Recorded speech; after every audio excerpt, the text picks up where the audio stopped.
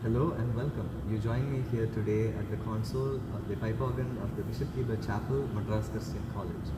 Today I will be presenting the idea of the pipe organ as a world instrument, and while that happens and while I present my arguments, I'll be showing you this magnificent instrument that was very kindly donated to us. Now, without further ado, let's jump right in. My first argument for the pipe organ as a true world instrument comes from the term itself.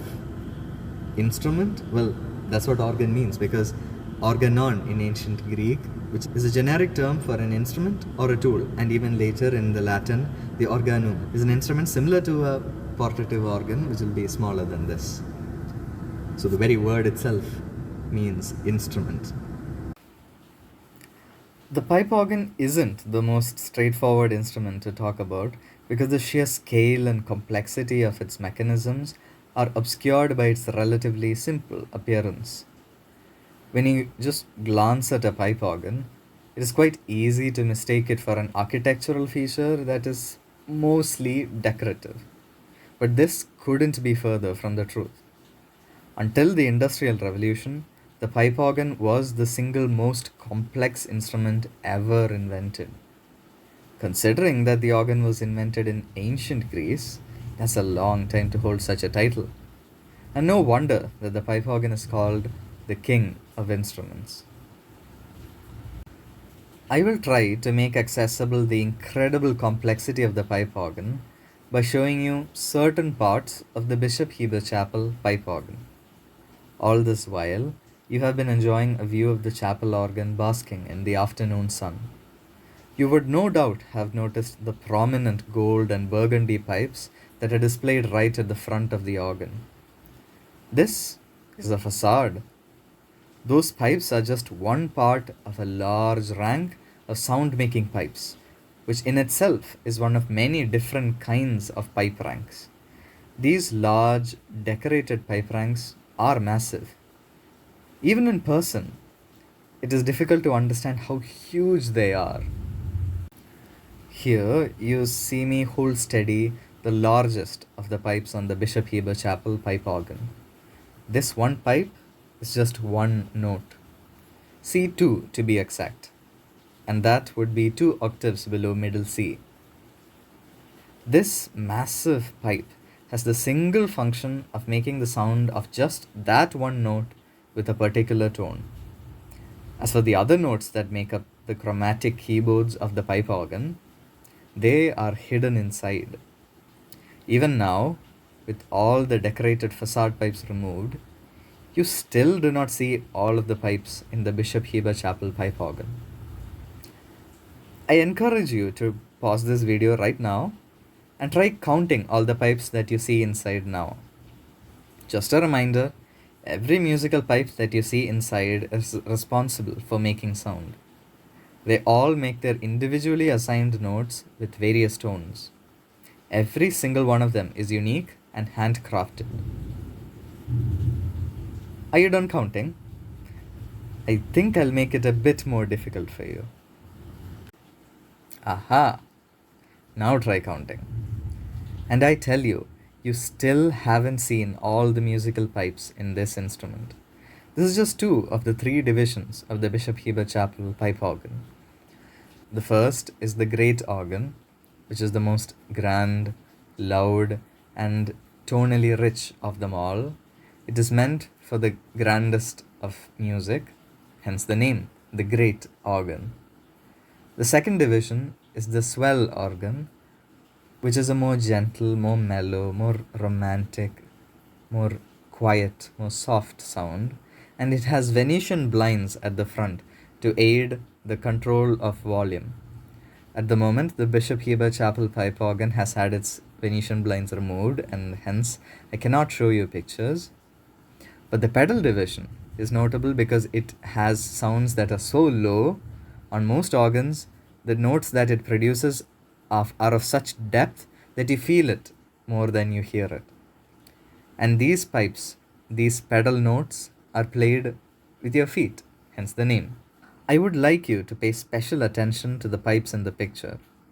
You must notice that they are arranged in height order, and yet they scale up differently. You would notice that some are open at the top and some are closed. You will notice that some are partially open also. Some are perfectly cylindrical, some are conical, some are made of wood, and others look like they're made of metal. And all of these come together to produce sound. A good way to consider the pipe organ is that it is like an orchestra, but using individual pipes instead of musicians. Every pipe represents a musician in an orchestra. In an orchestra, groups of musicians in the orchestra make up a musical part, like the violas, or the cellos, or the trumpets. These parts are represented in the pipe organ by stops or ranks. One notable difference is that in an orchestra, a part would usually have the musicians in that part playing the same notes, but in the pipe organ, the stop or rank will have individual pipes for individual notes, and those pipes will only make those sounds. Imagine an orchestra with a violin section, but every musician is only allowed to play their own note, just the one. Well, that's terribly inconvenient in an orchestra, but it works well in the pipe organ because you can have a rank of 61 pipes, one for each note of the 61 keys on the keyboard. But what are these tones or stops, as I keep calling them? Well, here they are. These are just a few of the stops that are part of the Bishop Heber Chapel pipe organ. They represent the ranks of this organ, and they are knobs that are physically pushed in to mechanically stop the pipes from speaking. When they are pulled out, the pipes are allowed to speak. And when you pull out all the stops, you have all the pipe ranks speaking at once, and usually that's when you get the loudest, grandest sound. This is where the idiom pulling out all the stops comes from. You're physically pulling out the sliders that are stopping the pipes from speaking. Interesting, isn't it? The pipe organ is part of language at such a level that we don't even notice it. I would now like to draw your attention to the names and numbers on the stops. The numbers correspond to the pitch at which they speak. The ones with an 8 on them are called as 8-foot speaking ranks, and they have the middle C or C4 where it is expected. Any stop that you see here with an 8 on it is an 8-foot speaking rank that speaks at the same pitch as a piano. The ones that are marked 4-foot speak an octave above piano pitch, and the ones marked 2-foot speak 2 octaves above piano pitch. You will also notice that the pedal organ has a stop that speaks at 16-foot, an octave below piano pitch. The principles of harmonics that govern the design of instruments like these is beyond the scope of this introductory video. But all that you must know is that the higher stops add a musical brightness that goes up the higher up you go, and they add depth the lower you go. The keen-eyed among you would have noticed that the names on them aren't consistent. Some of them are in English, some of them seem to be in French. Well, some are descriptive, others are mathematical. Some words are quite uncommon also. Let me explain. If you look at the stop at the bottom of the great organ, the open diapason 8-foot, that is one of the foundation tones of this pipe organ. At 8-foot, on the great organ, open diapason is the basic rank on which the rest of the stops above it build up and form a unique principal chorus. The open diapason is a very strong, basic, direct principal rank, and I use the word principal very intentionally because you will see that right above the open diapason, there's a stopped diapason, which is just a modification on the open diapason, except that it is structured differently and is covered on top. And the principal is just an open diapason that speaks an octave above, as you can see from the 4. We have now found that the open and stopped diapason and the principal are very similar, with the only exception being that the stopped diapason is stopped or covered on top, and the principal speaks an octave higher than the open diapason. But what about the 15th and the Dalciana? Well, the 15th is also an English stop, and it speaks an octave above the principal, or 2 octaves above the open diapason. All of them form this one group, which is called the principal chorus. which is just the foundation that speaks at different levels at different pitches together to have a rich blend. The Dulciana is the flavor though. Dulciana comes from the Latin dulcis, which means sweet. As you now see, we have two languages already. If you look at the pedal organ at the very bottom at 16-foot pitch, you'll find the bourdon. And the bourdon is very French. It is not even half French like the Dulciana. The word comes from the French word bourdonneur, meaning to buzz. And you will notice that the 15th here on the pedal is a 4-foot, while the 15th at the great organ is a 2-foot. What's up with that? Well, the 15th is a 15th musical interval from the bottom or the foundation. On the great organ, the foundation is an 8-foot. So the 15th from the 8-foot would be a 2-foot. On the pedal organ, the foundation is not an 8-foot but a 16-foot. And the 15th from that would only be a 4-foot. I understand that this is complex, but let's get back to the language. At the bottom of the swell organ, you find again another diapason, curiously labeled a violin. I can assure you that there are no stringed instruments inside this pipe organ. The violin diapason is an imitative rank. What it does is that through the construction and the way in which it has been voiced to speak, it tries to imitate a violin while still being a foundation, a diapason. What's more curious is the gamba. I have alluded to before that we'll be having more than two languages. The two languages we have so far are French and English. The next language that we meet is Italian, because gamba is Italian. And it tries to imitate the orchestral viola da gamba, which is an instrument that was used in the Baroque era. The next language we encounter is German. We meet it with the Lieblich Gedacht. The Lieblich Gedacht is similar to the Dulciana in that it is a middle rank that is used to flesh out the sound and make it more agreeable. The rank after that is the Voix Celeste, which is French. The Voix Celeste is interesting because it is not a speaking stop but an effect stop. It does not have a particularly loud sound or a particularly special tone. What it does is that with the special effect of tuning that it has this gentle beating effect that is used to imitate the kind of vibrato that comes from the human voice. It makes the organ more human. Voix Celeste is French, of course, for the celestial voice. The Gemshorn or Gemshorn is similar to the Dulciana in how the Dulciana is half French, half English. The Gemshorn is half English and half German.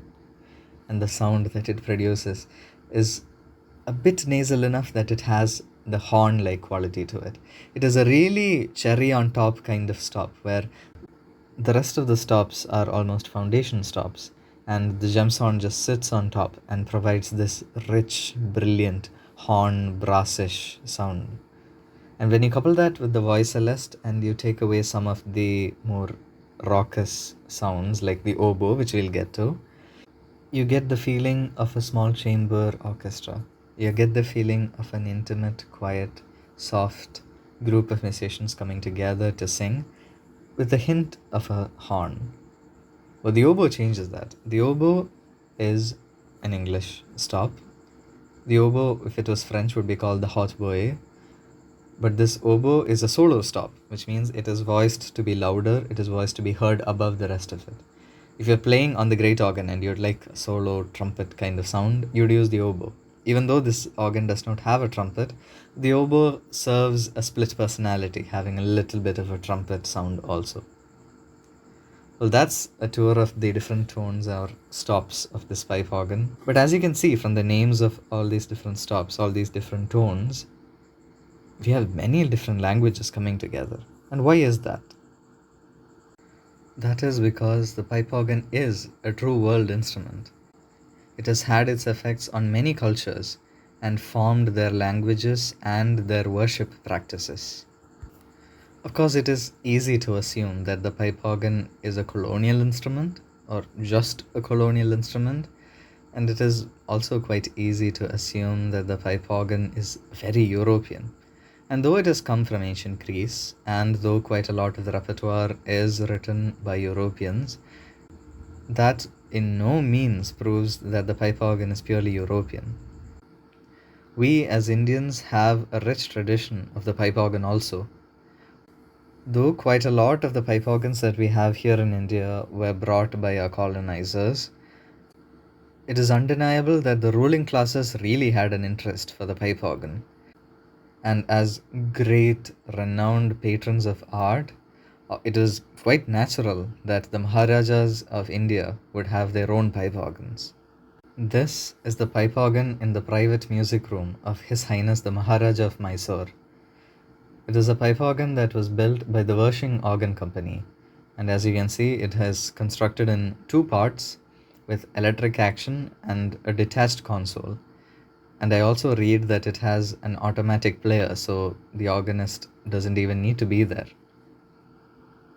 But the most interesting of the Mysore Maharaja's musical instruments is this. It is a pipe organ that is concealed within this sculpture. The sculpture is made of wood, and it is of a tiger attacking a British soldier.